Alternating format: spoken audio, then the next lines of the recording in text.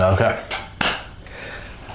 Welcome to the Powerlifting podcast. I'm your host, Theo, and this is my co-host, Eric here. And today we'll be doing an overview of what's a good technique. I feel like everyone wants to improve their tech. Everyone always wants to improve their technique. Always, every single day. Like, even when it's already good, right? So I guess what is your definition of good technique for, I guess, across the board? So my definition, which is a very long sentence, is a consistent comp standard tech that can hold well under heavy loads and also isn't crazy lower back heavy while mainly using the prime muscle movers. So like on a squat, it uses your legs, and on a bench, we're using our chest and our triceps. Right. So no back day for squats. Yeah, ideally we're not using too much on our squat. Yeah, my definition is actually very similar. So basically, to sum it all up, it's a consistent comp standard technique that lets you lift pain-free. I think that's what you need to do at a minimum.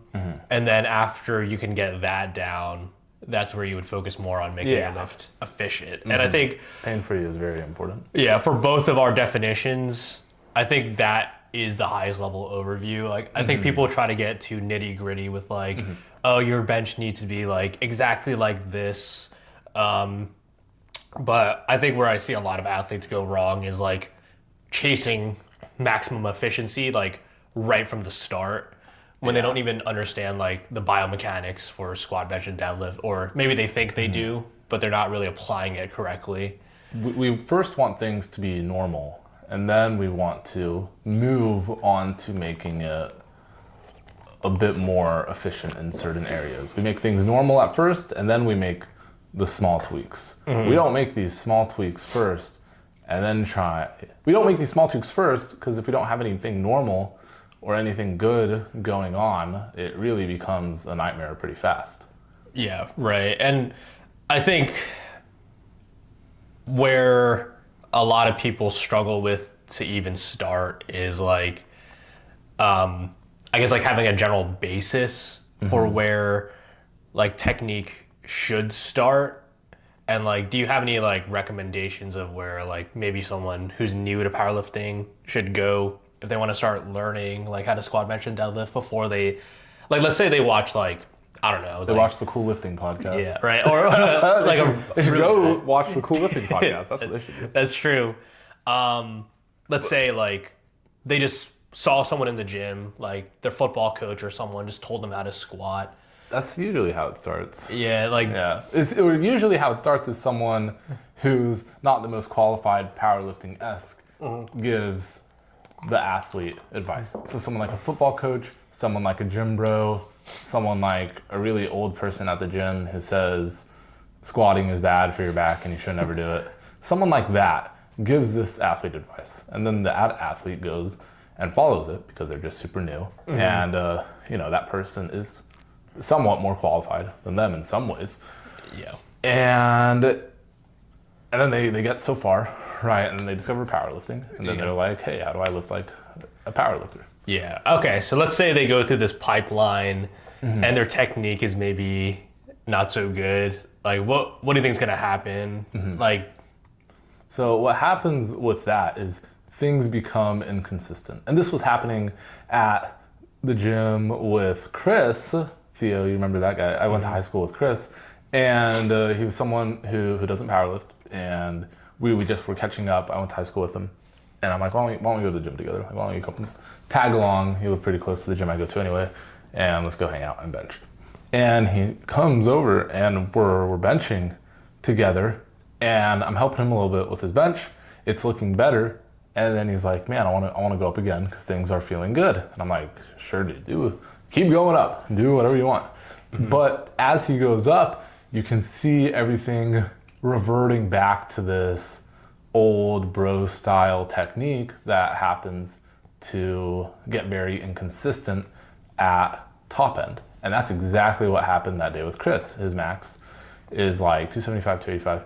and he hit. I think he did like 242, and then which was pretty good with the new tech changes, and then 265, which started to show some inconsistencies because it's like his first day doing these new powerlifting as tech changes, and then he did the 275, and it was, I'm pretty sure he got it, but it was like really bad, or bad, quote unquote, but it looked a lot more like this old style of benching that he was used to, but it very quickly went from like a pretty good 264 to a pretty bad 275 where he looked like he was about to fail it.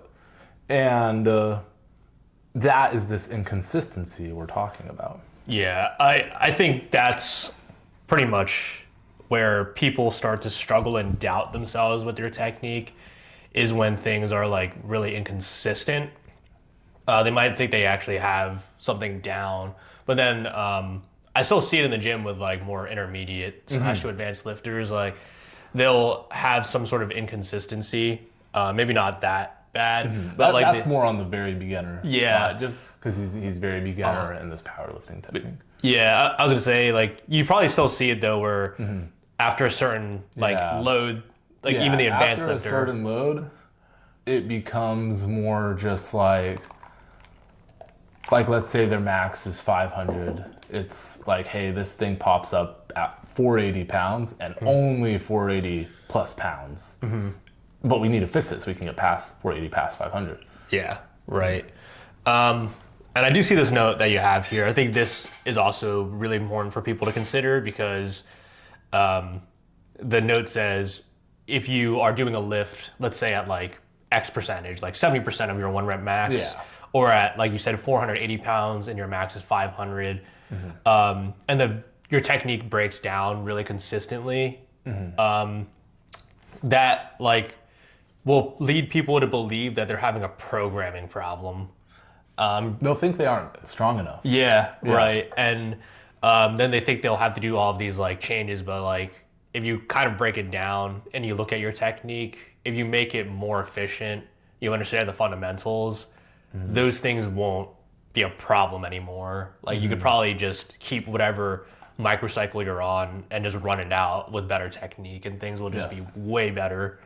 Yeah, I had one athlete earlier, they didn't fail their week 4, earlier this week. They didn't fail their week 4, but they hit less weight than they wanted to, and it was harder than they wanted to. And then I could just kind of tell they were seeing it as like, dang, I wasn't strong enough. But the way I was seeing it, I was like, hey, this back is really taking over on this deadlift, and we're at a point where we're not going to progress if we don't fix this. And like we were making some changes to get it there like a week or two before, but that really just needs like another block or so of pushing those changes. Yeah. And I guess we'll dive more into like how many changes you should probably do, or like what you should focus on when you're trying to make a change. But I guess we can still talk about inconsistencies and what's going to happen. Yeah, exactly. So I know this is probably the most obvious one, where it's like, if you have like maybe not so good technique for the squat and the deadlift, like your lower back is just going to get cooked. Yeah, your lower back will do all the work, but the lower back can only do so much work. Yeah. Bench, I think everyone has experienced this, like shoulder issues, shoulder like tenderness. And then that just bleeds into like all of your other bench sessions. Yeah. You're like, why am I so trash at bench? Yeah, the shoulder or the bench stuff too is if you're benching 4 times a week and your tech sucks, and then you're using your shoulders excessively, then you're going to be using your shoulders excessively 4 times a week. And now you go a month of benching 4 times a week, so that's like 16 times this month. And now we're 1 month in, and it's even harder to undo all of this technique. It's harder to undo this bad technique just because we keep ingraining it in ourselves when something like that happens. And we can see this too with the accessories, like talking about bench. If you're doing your like flat dumbbell chest press wrong, you could experience that shoulder pain on that accessory too, and then that could also bleed into the bench. So it just snowballs even worse.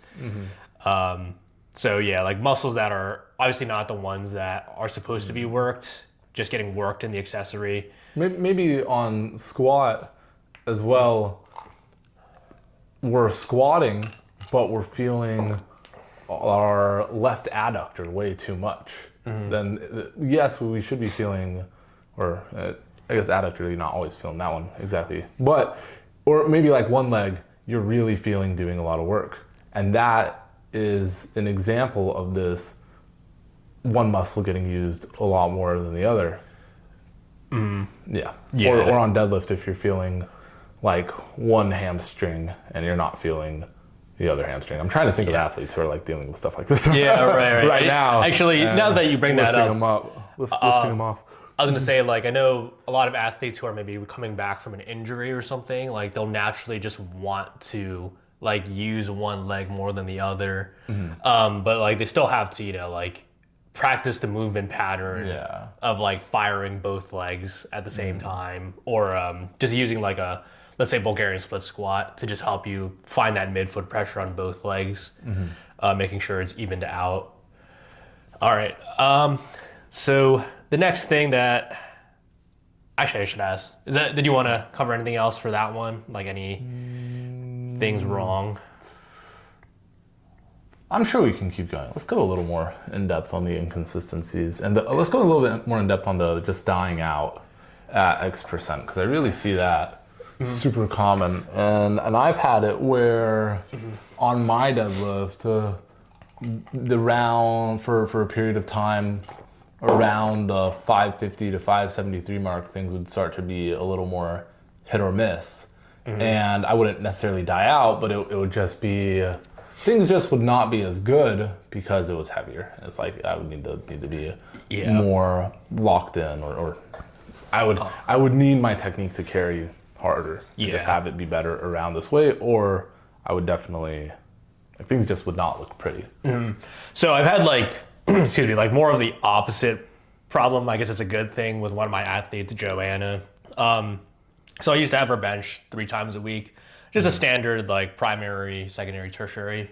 And, like, she would just handle the weight at X%. And then as we continued together, her technique got way more efficient.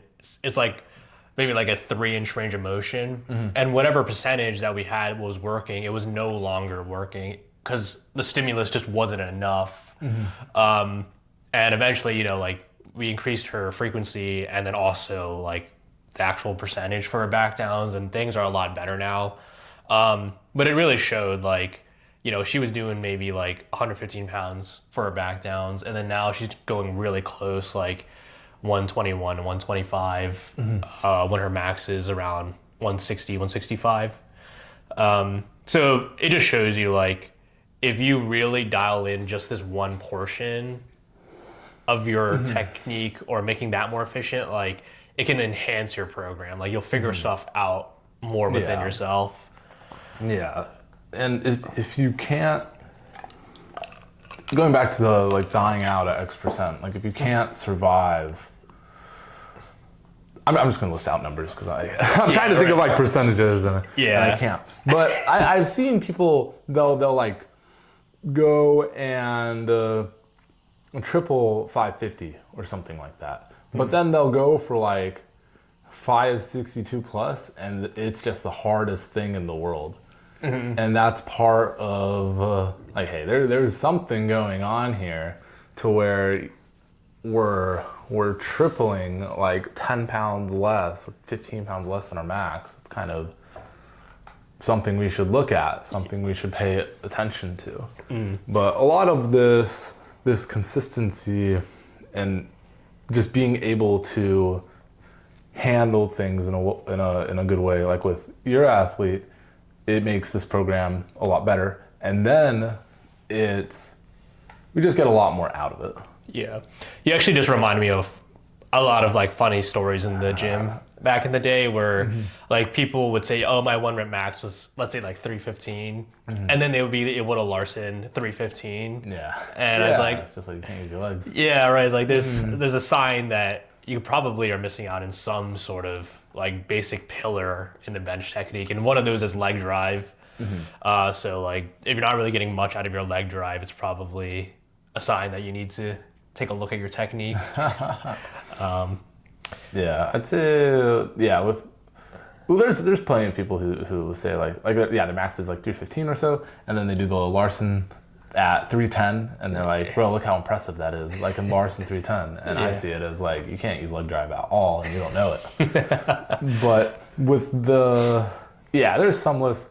I'd say bench is a little more rare, where someone is able to have their max be 315, but they're able to triple like 310. Yeah, like that. That'd be crazy. But usually if that's the case, it just comes back to, hey, at top end, there's something going on, and it's a lot harder for us to make this top end progress. Or there's just something going on to where we can't execute this top end well. And it's either way harder than it should be, or it's moving all funky, or we're just stalling hard. Right. I think that's all I had for. Yeah. I feel like that covers a lot of the like percentage not translating over to your top end, like your technique's just not holding up. And then the next topic that I had, I guess it kind of goes over more for beginners, and just understanding like basic biomechanics for each lift before you start learning. So I just wanted to give out a few resources people could use other than our podcast. our podcast is the only resource everyone should be using. Yeah, these are all B tier. We'll make an exception for some of these people. Right. Okay, so for squat, I honestly think like starting at like a Jeff Nippard video would actually be fine for squat. Yeah. But Calgary Barbell has a great definitive guide for squat.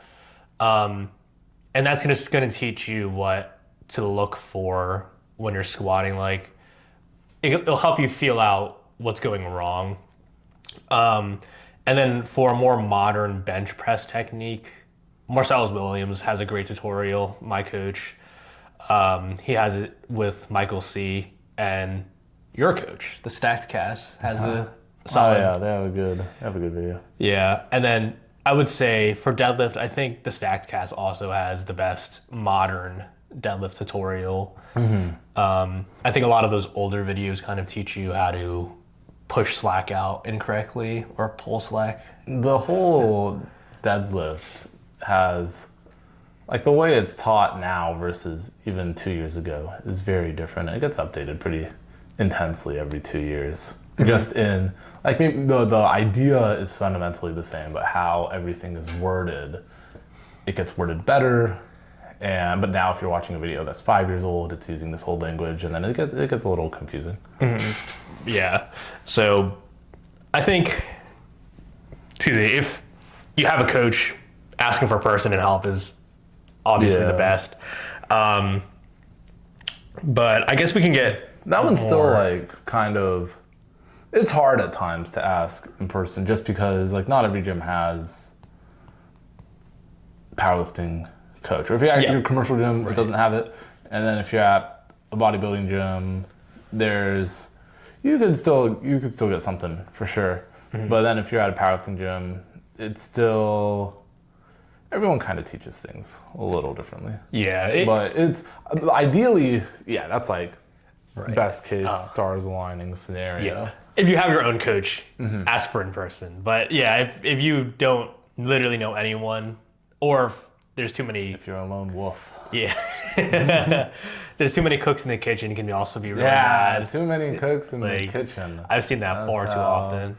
That's how you word it. I don't like cooking when there's too many cooks in the kitchen. I'll just let the other cooks cook. And then if someone needs my help, they can just come ask. It's funny, like...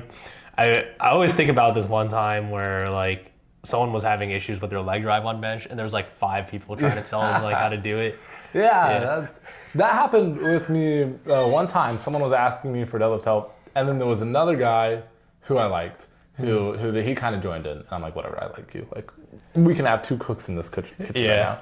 And then some 14-year-old pops up too, and this guy is taking advice from this 14-year-old.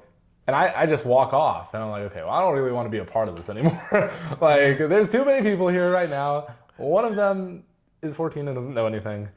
And, well, okay, age aside, he also was very new to powerlifting. And I'm like, dude, we are not going to be saying the same thing. I can tell you that. So I'm just going to head off. And I head off, and then like 10 minutes later, the guy's like, wait, Eric, I still need your help. And I'm like, what, bro? Like, you got someone over there and a 14-year-old. You're good. Like, You got better advice. yeah, it was too much. And I'm like, I'd rather just keep lifting. Yeah. I need to finish up my accessories. So that's asking a lot of people at once. It can be confusing because they might all be saying something good, including the 14-year-old. But then they could all be saying something slightly different. And then it's like, you try one thing and then someone else tells you another thing that's good. And it contradicts or it's just weird, right? It's confusing. Yeah. No, that's funny. Okay, so I think something else where I wanted to help people start is like also understanding how you learn technique. Because I think a lot, like, it's funny, like the scenario that you're talking about, it's like someone might be giving a cue and then also be giving like, oh, you should be feeling this. And like, there's no like thought process for how they actually would learn how to do something. So for me, I just like to give my example of like how I teach people is try to start learning through cues first. And then if you're not, like, nothing's clicking, like, if cues don't work, then move on to something else. Something else. Personally, I just like to use cues first because, like, if it's like an easy cue and someone just figures it out, like, you don't have to change anything. Yeah. But if like they're struggling a lot, then like if they're struggling a lot, yeah, then it's like you reword the cue. But then if that isn't working, and then you reword the cue again, and that isn't working, it's like, okay, like cueing is just straight up not working. Or if someone's tech, if you're an athlete and it's just this tech has been bad for the past 2 years, then it's just, this is going to take time to unwire all of that and learn this new thing and learn what we're supposed to be feeling. And it might not even feel good at first for the first block, but then once you keep going, it starts to feel better.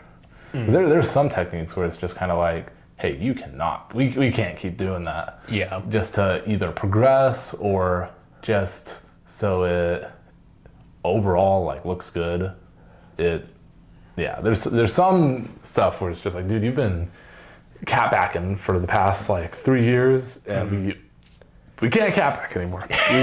No more cat back. Got to brace. And then I think a lot of other problems I see people is like, they'll say something like, I don't get enough time to practice whatever you're telling me.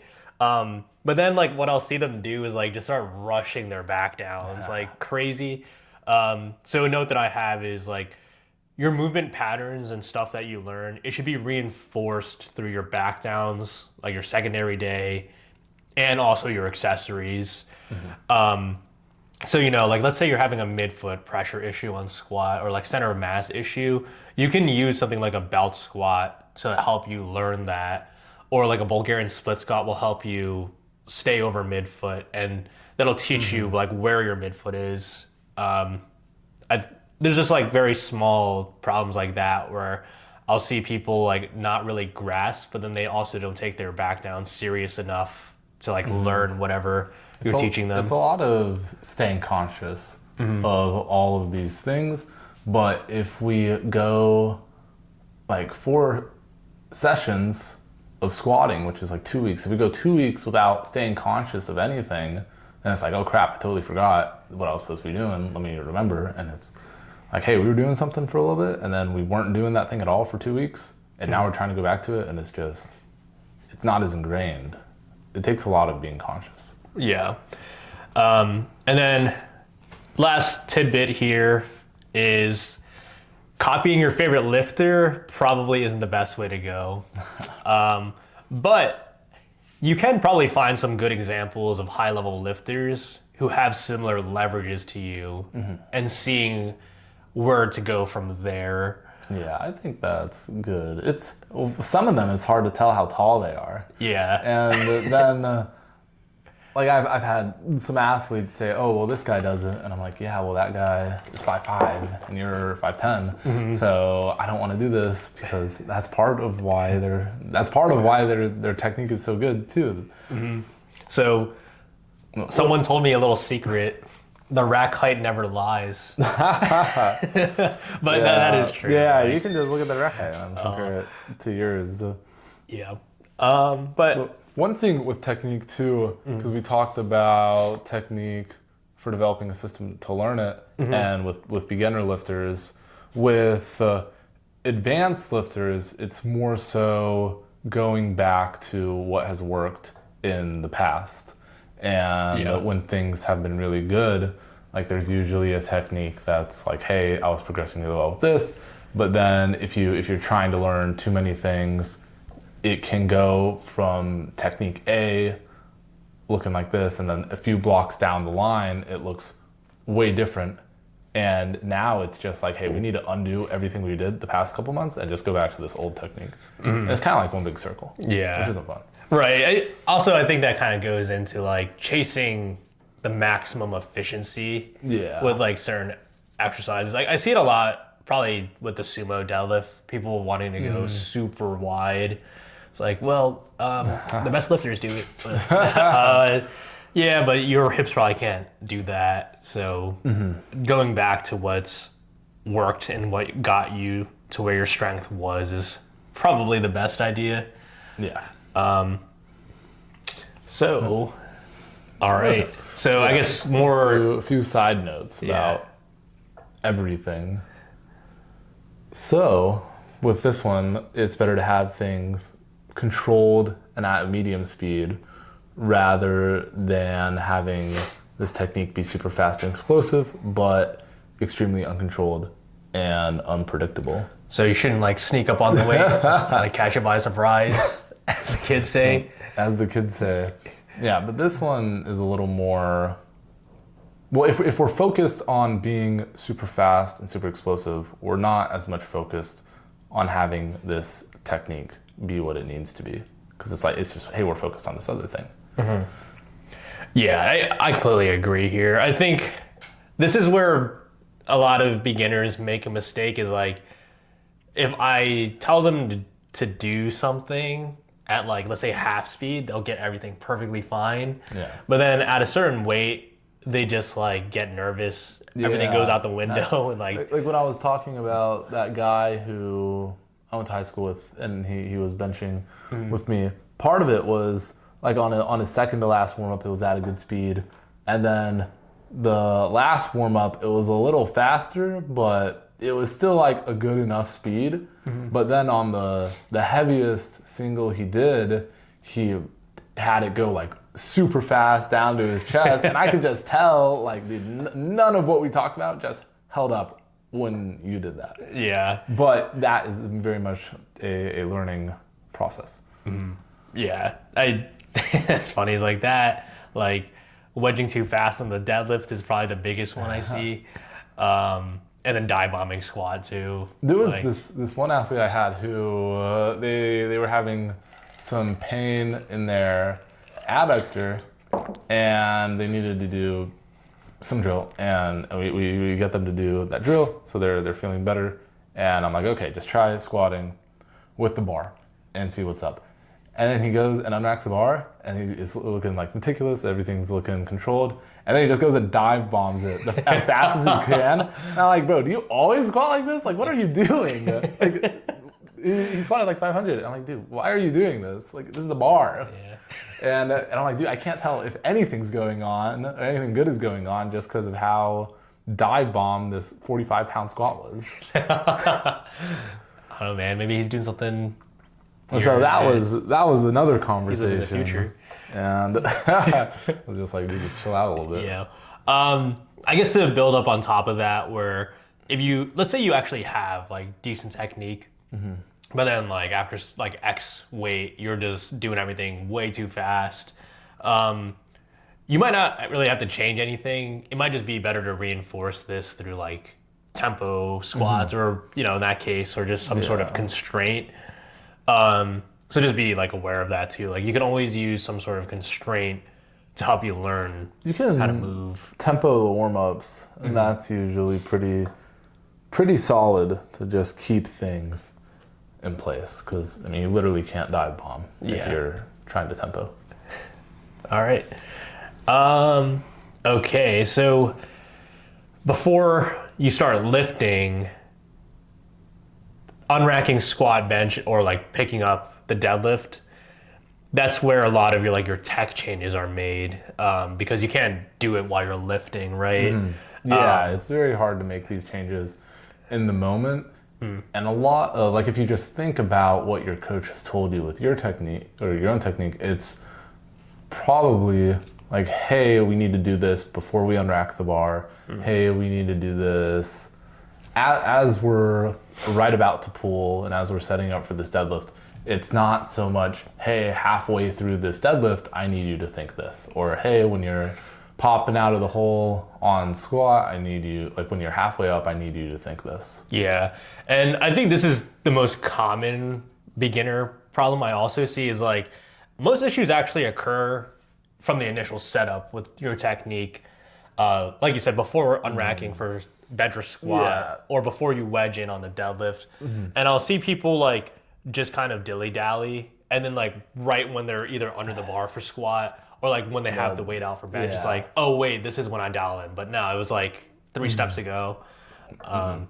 So yeah, there was that phrase whenever this thing got super popular, where everyone was like, oh, it's not a lockout issue on deadlift, it's a starting point issue. And what that really means is just like, hey, we need to fix what we're doing before we initiate with this deadlift. Because usually if someone's lockout sucks, it's like this back is super rounded at the start, right? And when we're grabbing this bar and we're trying to deadlift 400, 500 pounds, we can't unround this back in the moment.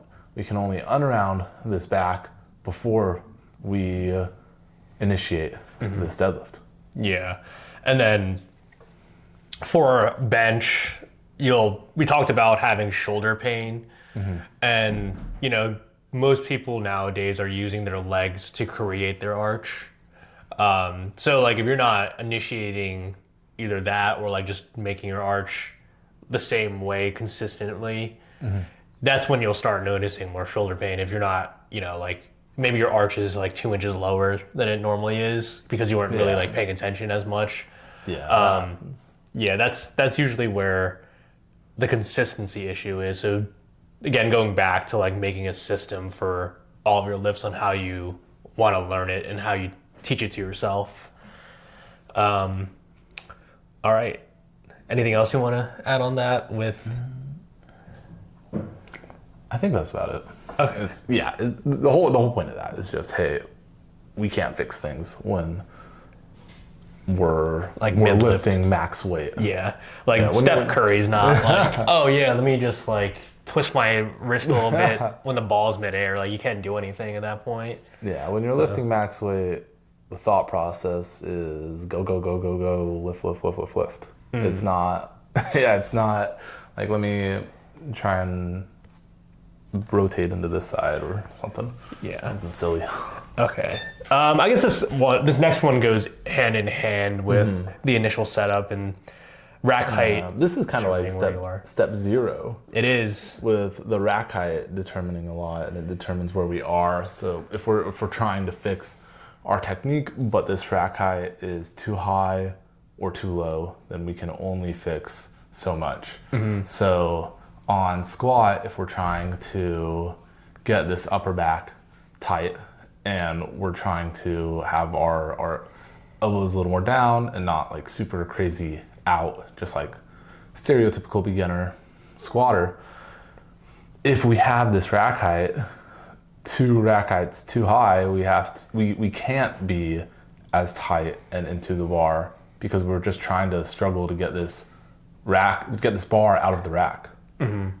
Yeah, and same thing for bench. You usually want to be depressed. If it's too high on bench, then we have to reach out and undepress and unretract in order to unrack it. And then now that this is already unracked, it's very difficult to depress or retract with like 200-300 whatever pounds in your hand.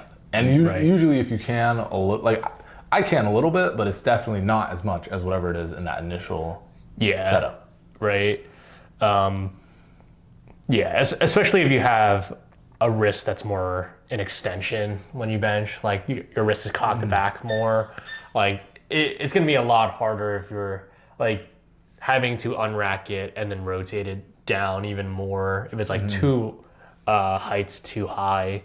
Yeah, and then if the rack heights are too low, this squat can become a lot more lower back, or it could become just a lot more like we're bent over more than we need to be. And then on bench, if it's too low, I mean, you probably just can't set it up as well. It's just awkward, awkward forced position. Yeah, and then for bench, if it's too low, it's just like you're not even getting your same arch anymore. Yeah, everything's different. Yeah, the entire setup for bench is determined from the start. All right, so then you want to cover this next note here? Yeah, so a lot of this technique starts with getting good tech at lighter loads, and then once that's covered, things get a little heavier, and then we see if there are any issues when things get heavy, and we fix these when that happens. So an example of this for a super beginner is they're probably just going to go lighter for an extended period of time, because that's kind of the gym trope that's out there. They go light and then they get it down and then they go heavy. But in powerlifting, it's more of, hey, let's dial this technique in on week 1, and that's, relatively light overall weight. And then week 2, we see how it is. It's still good. It's still holding up okay. And then week 3, okay, things are still holding up. And then week 4, we go for something heavy or go for a PR. Then if things really start to break down on that, it shows us, hey, there's still something for us to work on. Yeah. If we're running into these technique issues on like week 2, and it's a regular 4-week block where it's week 2 weight, that's really not good. Because that is going to get worse on week 3, and then it's going to get really, really bad on week 4. Yeah, and also this just goes hand in hand with what I was talking about, where you got to be intentional every single rep, secondary, primary day. Like you're saying, like week 1, week 2, like if you're just staying lazy on week 1 and 2, and like that fatigue from that X percentage we were talking about, hit harder. Yeah, it's gonna compound. You can have like way more lower back get targeted just by being lazy, just by not being as conscious, just by not being as intentional. Yeah, And it's not even at that point having bad technique. It's just more about more dog. Like, just not having enough dog, and just not being as in the moment as you need to be. Right. This is training. This is one of the most important things in your life. If you're listening to this podcast, if you're listening to this podcast, it 100% is one of the most important things in your life. It's a very big priority, and it needs to be taken as such. Yeah. And same thing can be said with the accessories, as we talked about. Yeah. We can talk about the accessory technique as well. We'll talk about that after this. Okay, yeah. I was just going to build up on that, where like a lot of lifters will stay locked in for primary, and then if they're good, they'll do it for all their backgrounds. But then as soon as the accessories hit, not only will they not be training it hard enough, they also just don't care about their accessory technique. And I've seen people who maybe have done the opposite, where they push their accessories too hard with bad technique, and then it bleeds into their next lift, and then they get really sore in weird places, and it's just like, dude, that looked terrible. How can you not see this? Yeah. Because with the squat, I mentioned deadlift is a little harder to see stuff, but as we'll talk about the accessories. I would say, is there anything you want to add on that? I'd say the last thing is there's definitely a thing as too wide of a stance and too wide of a grip on these lifts. So like too wide of a grip on bench and then too wide of a stance on squat and deadlift. And we're not really saying there's as much of a thing as too narrow, just because it's rare. It's super rare for someone to be like, that's way too narrow. Yeah. Maybe with their squat grip. I was like, the That's about it. average powerlifter nowadays has this obsession with like this range of motion idea. But as we've been talking about, like chasing the maximum efficiency probably won't get you to where you want if you're not ready for that step yet. You know, like a lot of people maybe should be going for that max with bench grip. I think most people, most people can just tolerate it, but we'll talk about this later. Yeah. But there needs to be, there's more stuff than just going wide. Yeah. It's a whole thing. But if you only go wide and you don't do any of the other steps, it isn't going to work. Yeah, and it goes back to talking about developing a system to learn your technique, because people might just start with trying to max with grip when they don't even know how to arch or use leg drive yet. And I feel like you need those two components before you even get to widening your grip to the max width. And same with the deadlift, right? Like having the stance with the highest width probably won't happen until you have the hip mobility, or if you just you don't know how to push slack out, it's not going to work. So yeah, and then for the accessory techniques, originally we were going to make this one big podcast with talking about the squat, talking about overall technique, and then squat, and then bench, and then deadlift. But that seems like it would be really long, and there's a lot we want to go into. So this is kind of going to be a 4-parter that can all be listened to individually. It'll work out. It just would have been, this would have been like 3 hours or something. Powerlifting podcast saga. We got a whole. But we'll talk about the accessories. We made a little small note for that. And for accessories, what is the end goal with these accessories? Yeah, so I think for most people, I guess high level, it's either going to be like hypertrophy, strength, or maintaining fitness. But you need to keep those reps consistent for each one. So whatever goal that you're targeting, you're going to get what you're looking from it. And we talked about it before, right? Like if you're doing something like flat dumbbell chest press, and it's getting to that higher RPE, and then all of a sudden you're just dropping the weight and like catching it with your shoulders, that's probably not good. You probably need to like either slow it down, pause it, treat it more like your actual bench press, and you'll probably notice like you'll get more gains out of what you're trying to achieve. Yes.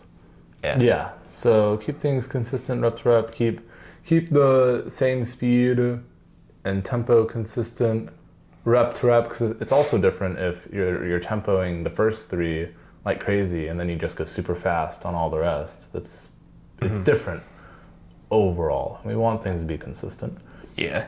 And when things get hard, it's important to keep that consistent tech as well, because maybe the first 6 to 8 are good, and then the last 2 or so are that dive bomb dumbbell press that we were talking about earlier, or maybe it just looks horrible. Yeah. Right. All right. So, how do you reach the flow state? How do you get to this flow state of pinnacle technique? With this, I've had more athletes start recording accessories, and they just record it. And then they tell me, wow, this looked a lot worse than I thought it did. And that literally just fixes itself just like that. Because everyone kind of, the squat, bench, and deadlift are a little more complicated than doing something like a machine accessory. And everyone has some idea, for the most part, of what these accessories are supposed to look like what they look like when they're done well. Because they're not super complicated. Yeah. So if they see themselves doing this accessory and it looks terrible, it's a very big like, oh wow, what the heck am I doing? I think another thing too is just like making sure that you keep the same accessories for, maybe a period of time, like 3 or 4 months or something. If you're struggling to understand it, feel it out, you're gonna need that repetition, because I do see some lifters who just can't do something, or like they might not feel like they can, and they'll just give up and like move on to a different one. And that's okay for certain accessories, but let's say, like they're not really getting the belt squat. They might try to move to something like a hack squat, and it's just like an entirely different stimulus. Like you might be able to get away. Are a little different. Yeah. Right. Yeah, and some accessories don't matter as much, but what I mean by that is if it's accessory that's giving you pain, but it's something like, I don't know, like lateral raises, then it doesn't matter as much. There was this one person I was at school with, and they were doing these lateral raises, and it looked bad. Like whatever they were doing, it looked bad. Yeah. And they said like, this was like both of us knew nothing about powerlifting. We were like both a year into powerlifting, and they were like, man, this lateral raise hurts. I feel like I'm really about to tweak my shoulder. And I tell them, you probably shouldn't do another set of this lateral raise. And they say, nah, I'll be fine. And then they go do this ugly lateral raise again, and they tweak their shoulder, and it was tweaked for like 6 months. Oh. And they kept talking about it. Like, yeah, I tweaked my shoulder on that lateral raise. And I'm like, dude, I cannot believe you did like another set of that. Like, what? It also just, it looked bad. Like, I knew nothing, right? And I could tell, like, hey, that looks bad.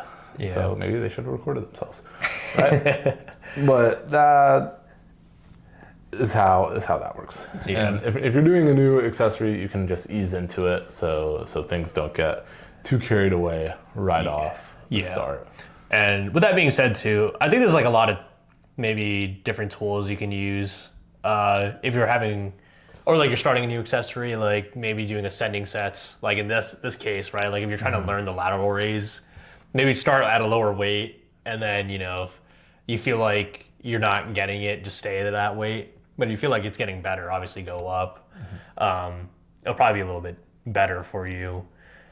So is there anything else you wanted to add for accessories? Or I think that's about it. All right. Yeah, we'll make something completely about the squat, and then we'll make something completely about the bench. Yeah. And then we'll make something completely about the deadlift. Yeah. All right. And we'll go into all of them. I guess like we're done with our notes, but I was just curious, for your own technique journey, was there anything that you struggled with the most? That's a good question. I like these questions where we talk about ourselves, because it's like a live case study. Yeah, right. And, well, sometimes when we talk about our athletes, it's like, it's not, we say like 2 sentences. Yeah. But with this, we know every single thing about our athletes, of course, but we know every single thing about us. Yeah. As well, on squat, what did I struggle with? On squat, this ties in with technique, but whenever I was weighing, I'm like 220 now, whenever I was weighing around 196, and my body weight would drop to 193, it would fluctuate a little bit. Whenever it was 193, I would use less legs and more back in my squat, and I would feel it, and it would feel rough. And now, well, I'm heavier too, but now that like never happens, and it's awesome. And so great that never happens, because I did not like that. That was not fun. Yeah. Actually, it's funny that, I'll start with squat too. For me, squat has always been the most natural. I have short femurs and a longer torso, so I squat pretty upright. But there was this time where I was watching these French low bar squats happen, and I was like, maybe I should bring that bar lower. And it was feeling pretty good, actually, for like 3 weeks. And then on the 4th week... and on the 4th week... everything showed. Yeah, the back was annihilated. And that was my first, like, lower back issue with with squat. I mean, it healed quickly. But the one thing that I always bring up where I'm like, oh, like, don't chase maximum efficiency. It's because, like, for myself, I've probably tried like almost everything with my own technique. Yeah, I've tried plenty. I've gone in Yeah. circles plenty, and it was not fun. And And I'm, for the most part, done going in circles now. For the most part, right? But, Trying to hold myself back from trying more dumb stuff. yeah. What about bench? Like, has bench been your most natural? Yeah, bench was easier for me to just depress and retract a bit. That clicked a little sooner. Like even when I didn't really know much about powerlifting, I think just that concept, I found some YouTube videos about it. Yeah. And it was clicking. Yeah. But I think overall too, even back in the day, like when I first started lifting in 2017 or whatever, like the overall bench technique videos have been pretty solid. yeah, Since you can get like a pretty good bench yeah, without it being like too crazy, or like a pretty good bench technique without going ham with Yeah. all the small stuff. I was gonna say, like, I think the biggest thing for me in my bench technique, and I'll talk about this more in our little 4-part series, is just the equipment getting better as I started powerlifting. Because when I first started It lifting, helps you learn. it does. What you need. Since like I didn't really know how to use leg drive either. Like I think When I started really using leg drive, I didn't really even know how to use leg drive until like 4 years of lifting. yeah, And when I first turned my hands out a little bit on bench, that was a really big breakthrough for me. And then when I first started learning how hard I really needed to push with my legs, that was another big breakthrough. yeah, agreed. That And I was like plus 30 pounds each. yeah, It was really nice. yeah. I was gonna say that I don't get plus 30 pounds as much anymore. the leg drive. That was crazy. Like, maybe like yeah, no, I can't need to really get think of good. anything. And then deadlift. I feel like deadlift has been My deadlift after after regionals, I was strong on the day, and I've just been doing my best to just keep that same exact technique the whole time. I had my feet a little too out for a little bit, and then my balance was all weird at top end, and it would only show around like the 270 plus mark. But it's whatever technique I had at regionals a month ago. That was good, and I didn't have balance issues, and it was strong. And now I'm just like, man, I need to deadlift like that forever. No, I agree. I think I found my spot. Ironically, at regionals, I kind of shit the bed. Like before, like the entire prep, I was like, man, my tech on deadlift is so good. But yeah, it took a while because even for me, like I started conventional. I pulled conventional for like 3 years. And then I guess that was before powerlifting, like 3 years just lifting.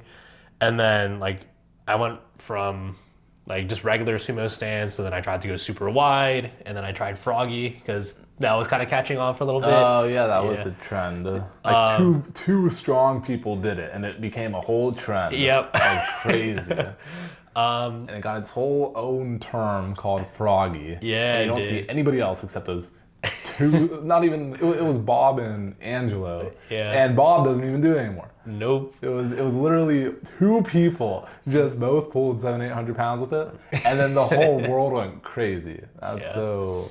It sounds really silly looking back on it. Yeah. No, it's funny. I tried it for like one block, and I was like, this ain't it. Geez. And I went back to my normal stance, and then eventually I think I just naturally wanted to go to the stance where I'm at now. I feel like we're both pretty similar with that wider toe angle. A lot of it is just it's just naturally what feels better, and that's why I do it. It's not so much trying to min-max things. It's more so like, hey, I tried some other stuff, and it just does not feel as good as this. Like it just something feels off, something feels weird, something is not clicking at all. Yeah. I guess technique as a whole, it could be squat, bench, or deadlift, or just like other conceptual things you see. Like, is there anything with your athletes you see that they struggle with the most, just overall? Like, you see in the gym or with your athletes?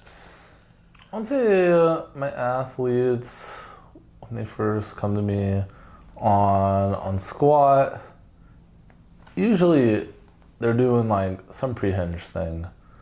And then on bench, usually their upper body is not set up at all. And then on deadlift, it's just more back than I would like it to be. Yeah, I agree. I was going to say, like, deadlift, it's just not really understanding how wedging works and then just pulling with your back. And it's just the position they're in at the start.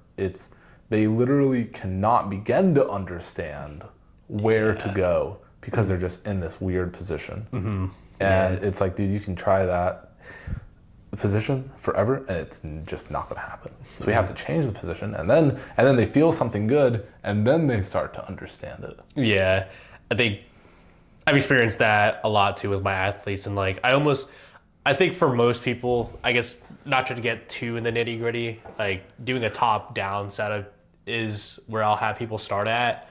But like sometimes if I'm teaching someone how to deadlift, like I almost want to start with the bottom up position just so they understand how to start, like what it feels like to be in that actual position you need to be in, and then working my way backwards. And then bench, like just unrack correctly, bro. And squat, like mid-foot pressure, center of mass is the name of the game. Yeah, center of mass is too, or them just going like a little too forward, or they're a little too on their heels. Yeah. And then that throws everything off. All right. I think that's all I got. Anything else you want to add? That was pretty good. It was a lot better than I thought it would be. Yeah. Good job, Theo. All right. Okay. That concludes our podcast. Rate us 5 stars. Yes, because this one was pretty solid. Yeah. And so this one especially, you have to rate it 5 stars, and you have to follow Theo on Instagram. Yeah. You have to follow me, and you have to wait for all 4 of our other videos to release. They're coming. Don't worry, we'll make them. Yeah. Okay. Well, thank you for listening. See you.